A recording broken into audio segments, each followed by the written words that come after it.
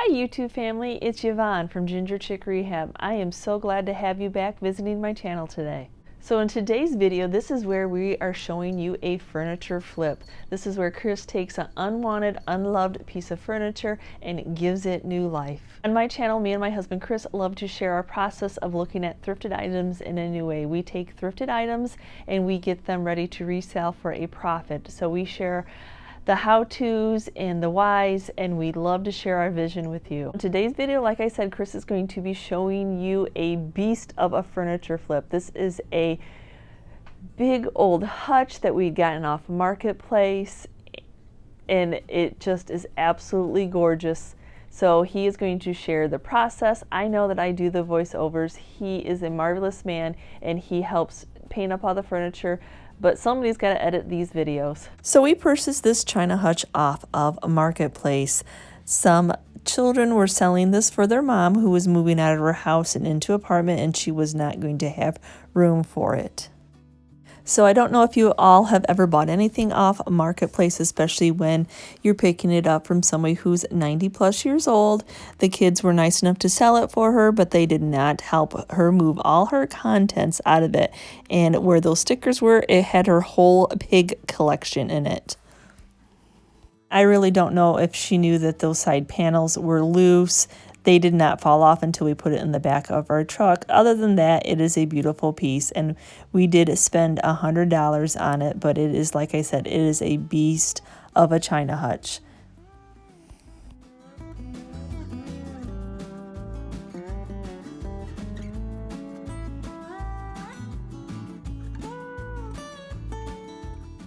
So if you're new to our channel, Chris, my husband, is the one who flips our furniture.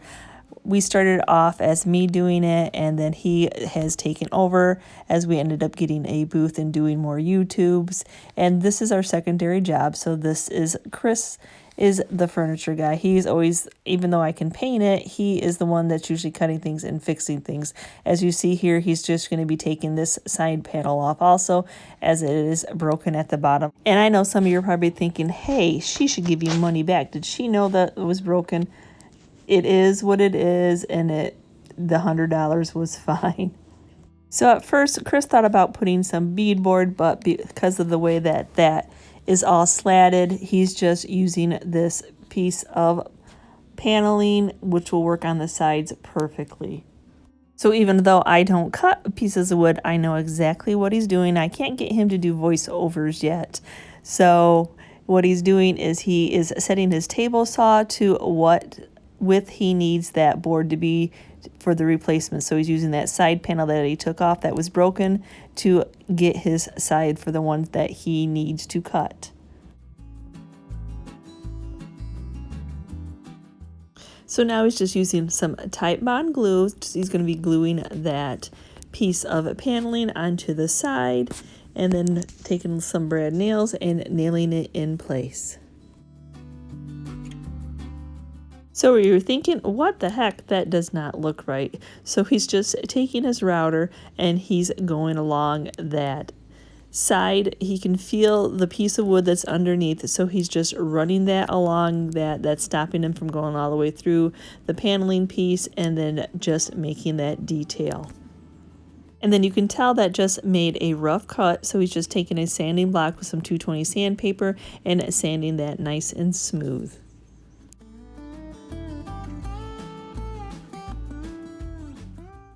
And then now a couple of the little knobbies had fallen out, and so he's just taking a dowel, and I thrift these all the time. They're 25 cents at our local Habitat. You never know what size of dowel you're going to need, and so a lot of times these little pieces are missing off of thrifted pieces anyway. So all he's doing is fitting it into place, and then he's going to put a little bit of glue, cut that off, and glue it in. And then he will round it so it is the rounded size that it needs to be. That's how you make one of those little replacements. Now he'll go over and get all the hardware off this piece. Now that he has this, you kind of work with what you think is the most needy. You need putty to dry, you need glue to dry. You want to get those kind of things done first, and then go back through. And now he's going to be taking off all the hardware, and he's actually on this piece, there's a lot of different hardware, so he's screwing the screws back into the knobs themselves so he knows which screw goes into which hardware piece. So now he's going to be removing the hinges from the door to be able to paint those separately. So he was lucky enough that this glass had a rubber seal that he was able to remove. It is nice to be able to remove the glass if you can when you're painting an entire piece. It is a pain to tape off, and you can do it, but as you see, it has that diamond detail on it, and then one side you can actually feel where it is painted on, so I really did not want to have to tape that off. And now he will wrap those and put those off to the side so we won't have to worry about accidentally breaking that. Now this middle window, wow, that was a tongue twister to say. It does not open, so it unscrews from the back. So yes, that is kind of a hard angle to get at, definitely, but it's just luckily he is persistent and he is able to remove it. Luckily, this isn't our first China hutch that has been like this that we have flipped.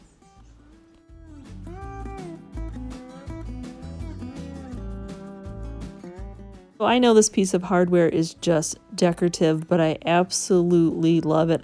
I know that sometimes it's what makes something look outdated, but once we paint it and give it new life, it's a detailing that will just be beautiful on this piece.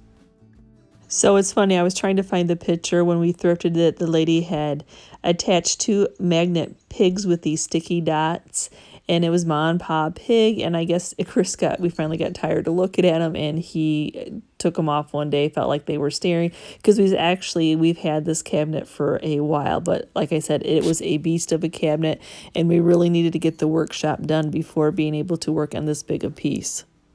So before cleaning it, he is just taking the air compressor. A lot of it has to do with just it sitting in the workshop and collecting dust, sawdust, just from being in the workshop. And then just like reupholstering anything, we take off any kind of fabric. This velvet that's in these drawers are nice for your silver, your silverware, your serving pieces. But as a thrifted piece, I just feel better since we're reselling it to take it out. And yes, it's always a pain in the you-know-what to get all that glue off. After scraping as much as he could with the razor blade, he's just going in with the orbital sander. I'll be putting contact paper in these drawers anyway, so you want to make sure that you can get as much of that glue and as much of that paper off and make it so it's nice and smooth, because even though you won't see it through the contact paper, you don't want to feel those bumps. So I'm sure you're thinking, wow, that was a lot of work for the $100 spent. It kind of is one of those things. This was a beautiful China hutch, and you're helping somebody out by purchasing their piece. So yep, it got fixed. It will be beautiful and well loved once again. So he's going to clean this entire hutch using Super Clean. This was a product that was given to us to try. We have always been crud cutter lovers, but I have to tell you, this Super Clean works just as well as our crud cutter. We are very happy with it, especially as shiny as this piece is. It definitely gets it cleaned. It deglosses a little bit, and it does not leave any sticky residue behind. You just spray it on the piece or spray it on your rag and then wipe off and let it dry. So Chris is going to be painting this entire hutch black. Yes, this hutch is going to stay black, and he is just using this ready-to-use paint off the shelf from Walmart. Yep, it's less than $20 a can, but it is a wonderful paint. Nope, there is no primer in it. I don't know the chemical makeup of paint, but we have had no problems using this paint, even on this type of surface. We are choosing to paint this one black because of that brassy diamonds in that glass. White just would not do this piece justice, so black it will be. And are you wondering, why is he painting the inside? why does he not just tape off? I don't know if you noticed that it's just that fake wood board. Yet again, I know the $100, but anyway, it needs to be covered up so that it doesn't look cheap. I know that probably sounded terrible, but yes, the inside of these really needed to be black. And especially here at this angle, you can see where he added on that board. And so that's two different types of material. So you definitely needed to paint this up. So these are those details, those lines that are at the top of this. This is why we fell in love with it when we both saw it on Marketplace, because we know the end product, how that will distress. So yeah, some of these little cubbies are not very fun to have to get into and paint. So now he's going in with a detail brush and really getting into that crevice. You could try the bigger brush, but the chances of having drips, yuck. I mean, if you are a painter, you know drips are no fun to try to sand off. So it's worth the time just to go in with this little detail brush. So yes, it's so nice to see this all in black. The insides match the outside. The middle section, of course, is the drawers where you're never going to really see. So this is the first coat of the black paint. And I have to say, when I saw that, you can't get to that top when it's on the workbench, but I kind of like, oh, I almost like that. But that's that shiny material that just would not look or well. And it had a whole bunch of scratches anyway, so it wouldn't stay that two-tone.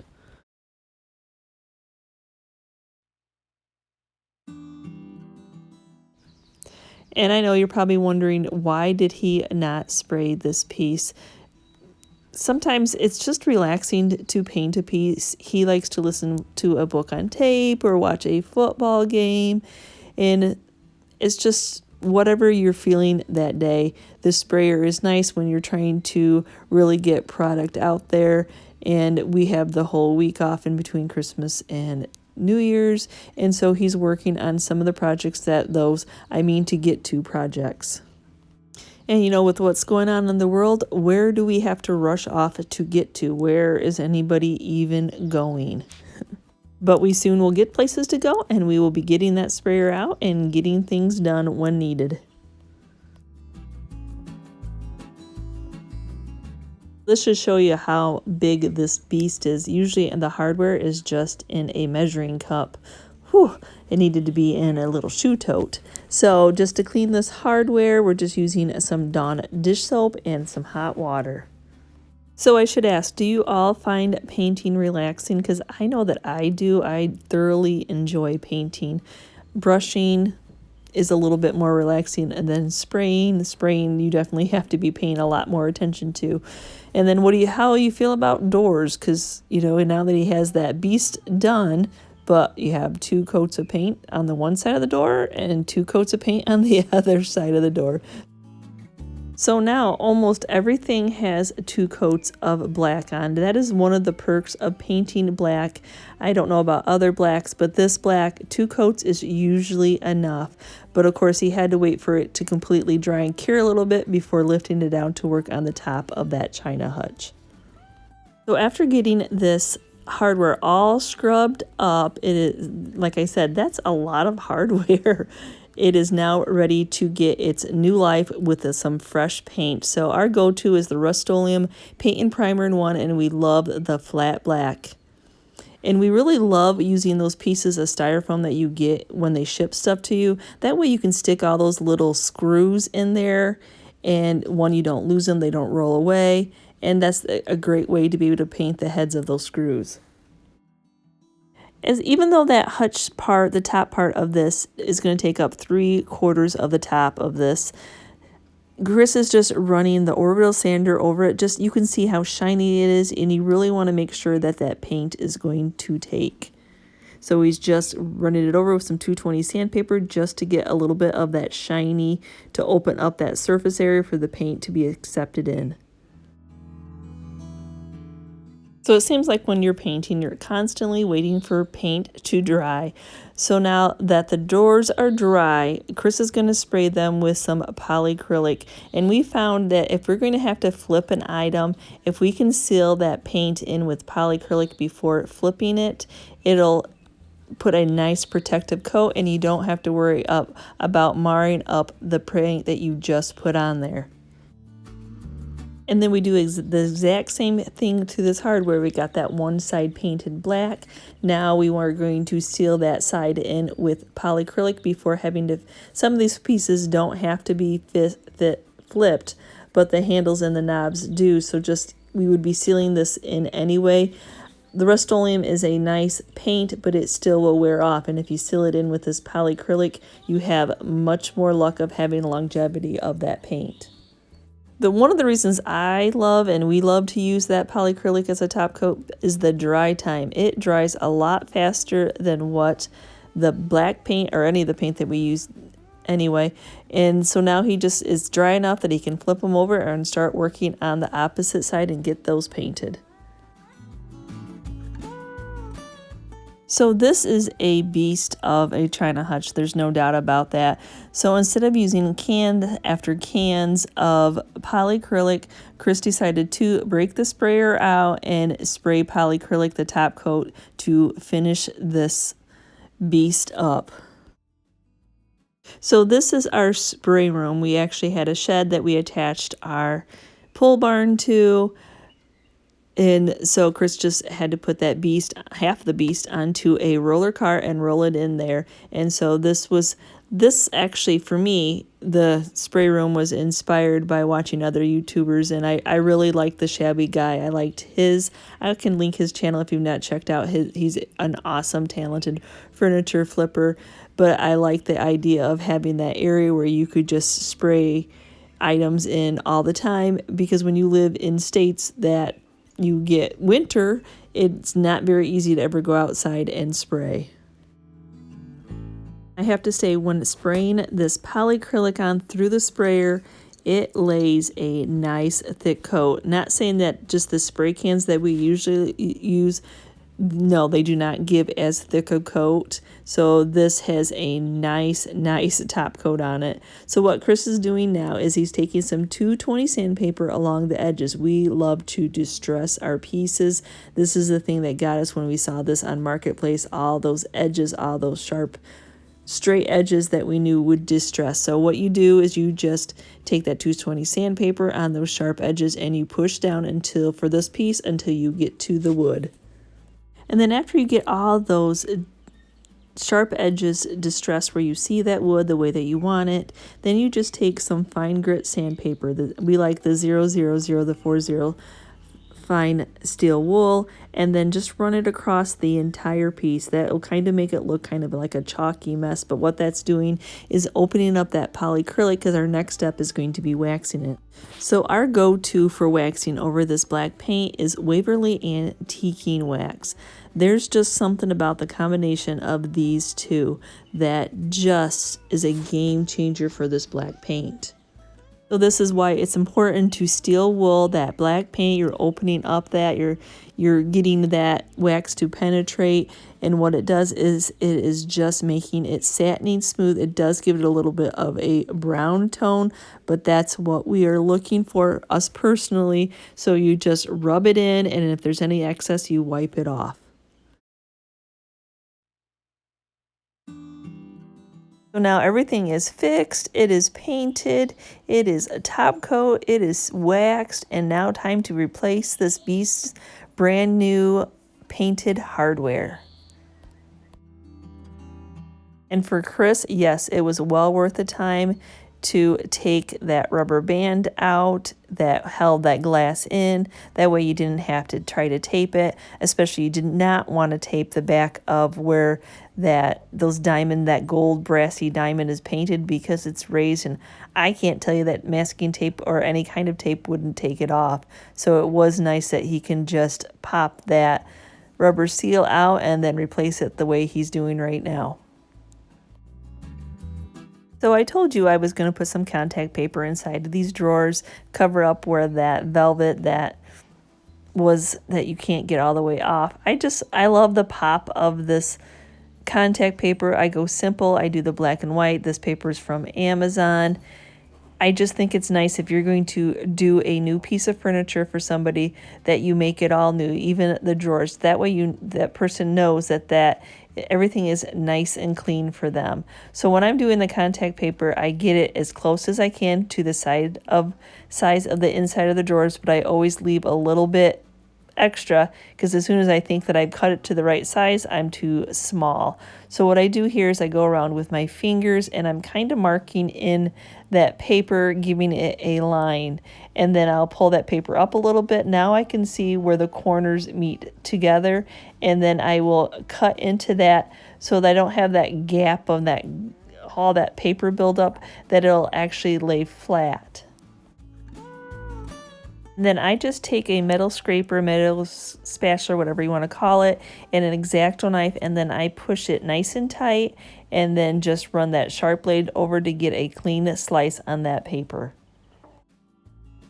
So after some Norwex cloths for some glass cleaning and some felt pads to go on the bottom of that top piece so that top piece isn't rubbing right on wood to wood, this beautiful beast is done. And you see why we did black and kept this black, that brass, that gold, the diamond shape on those windows, that detailing of distressing this piece, it all coordinates with that diamond on that window. I just absolutely love it. I love the pop of contact paper. I love people knowing that they are getting a brand new piece, even though it's a furniture flipped item.